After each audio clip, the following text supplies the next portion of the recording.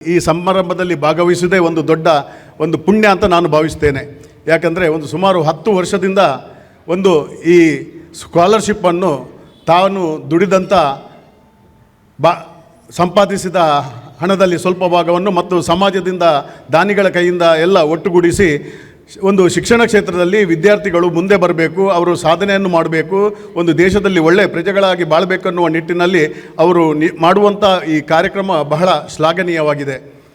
ಅವಿನಾಶ್ ಶೆಟ್ಟಿಯನ್ನು ನಾನು ಸುಮಾರು ಒಂದು ವರ್ಷದಿಂದ 16 ವರ್ಷದಿಂದ ಬಲ್ಲೆ.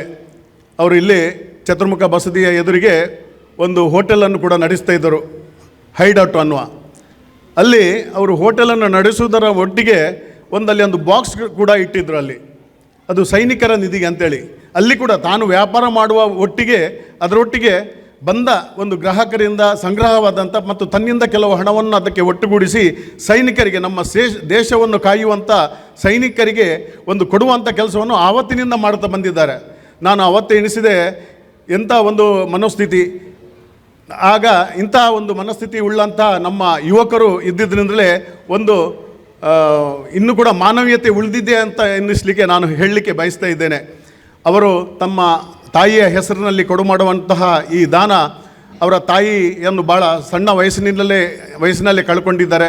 ಅವರ ಪ್ರೀತಿಗೋಸ್ಕರ, ಅವರ ಒಂದು ಪುಣ್ಯದ ಕೆಲಸಕ್ಕೋಸ್ಕರ ಈ ಒಂದು ಇಷ್ಟು ಎಲ್ಲ ವಿದ್ಯಾರ್ಥಿಗಳಿಗೆ ಒಂದು ದಾನವನ್ನು ಮಾಡಿ ಎಲ್ಲ ವಿದ್ಯಾರ್ಥಿಗಳು ಒಂದು ಮುಂದೆ ನಮ್ಮ ದೇಶದ ಒಳ್ಳೆಯ ಪ್ರಜೆಗಳಾಗಬೇಕು, ಒಳ್ಳೆಯ ಒಂದು ಆಗಬೇಕೆನ್ನುವ ನಿಟ್ಟಿನಲ್ಲಿ ಬಹಳಷ್ಟು ವರ್ಷಗಳಿಂದ ಮಾಡ್ತಾ ಬಂದಿದ್ದಾರೆ. ಅವರು ಮಾಡಿದಂಥ ಪ್ರತಿ ಒಂದು ಸ್ಕೂಲಲ್ಲಿ ಹೋದರೆ ಕೂಡ ಒಂದು 25 ಲಕ್ಷ ಈ ಸಲ ಕೂಡ ಒಂದು ದಾನವನ್ನು ಕೊಟ್ಟಿದ್ದಾರೆ ಅಂದರೆ ಅದು ಸಾಧಾರಣದ ವಿಷಯ ಅಲ್ಲ. ಅವರು ಈ ವೇದಿಕೆಯಲ್ಲಿ ನಮ್ಮ ಅತಿಥಿಗಳು ಮಾತಾಡುವಾಗ ಹೇಳಿದರು, ಅವರು ಶ್ರೀಮಂತರು ಅಲ್ಲ ಅಂತ. ಆದರೆ ಅವರ ಹೃದಯ ಶ್ರೀಮಂತಿಕೆ ಬಹಳ ದೊಡ್ಡದಾಗಿದೆ. ಆ ಹೃದಯ ಶ್ರೀಮಂತಿಕೆ ದೊಡ್ಡದಿರುವುದರಿಂದಲೇ ಇಂಥ ಮನಸ್ಸು ಬರ್ತದೆ. ನಾವು ಜೀವನದಲ್ಲಿ ಸಂಪಾದನೆ ಮಾಡುವುದು ದೊಡ್ಡ ವಿಷಯ ಅಲ್ಲ, ಆದರೆ ಆ ಸಂಪಾದನೆ ಮಾಡಿ ನಮಗೆ ಕೊಡುವಂಥ ಮನಸ್ಸು ಮೊದಲಾಗಿ ಬೇಕಾಗಿರ್ತದೆ. ಅಂಥ ಮನಸ್ಸನ್ನು ಹೊಂದಿದವರು ಅವಿನಾಶ್ ಶೆಟ್ಟಿ ಅವರು. ಇಂಥ ಯುವಕರು ದೇಶದಲ್ಲಿ ಒಂದು 2% ಇದ್ದರೆ ಸಾಕು. ನಮ್ಮ ದೇಶದ ಒಂದು 70% ಯುವ ಜನತೆ, ದೇಶದ ಜನಸಂಖ್ಯೆಯಲ್ಲಿ 70% ಯುವಕರಿದ್ದೀರಿ. ನೀವೆಲ್ಲ ನಮ್ಮ ಮುಂದಿನ ದೇಶದ ಒಳ್ಳೆಯ ಪ್ರಜೆಗಳಾಗುವಂಥವ್ರು.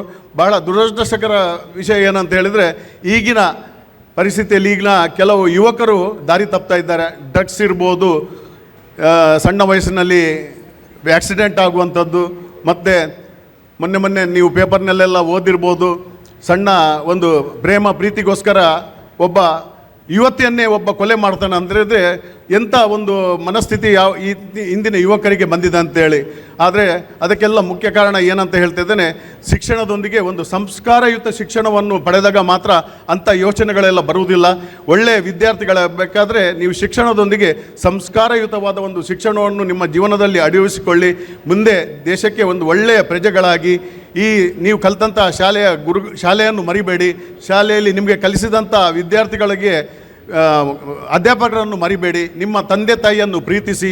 ನೀವು ಕೂಡ ಅವಿನಾಶ್ ಶೆಟ್ಟಿ ಅವರಂತೆ ನೀವು ಇವತ್ತು ಅವರಿಂದ ಒಂದು ಸ್ಕಾಲರ್ಶಿಪ್ಪನ್ನು ಪಡೆದಿರ್ಬೋದು. ನೀವು ಮುಂದೆ ಸಂಪಾದನೆ ಮಾಡುವಾಗ ನೀವು ಕೂಡ ಅವರಂತೆ ಕೊಡುವ ಮನಸ್ಥಿತಿಯನ್ನು ಬೆಳೆಸಿಕೊಳ್ಳಿ.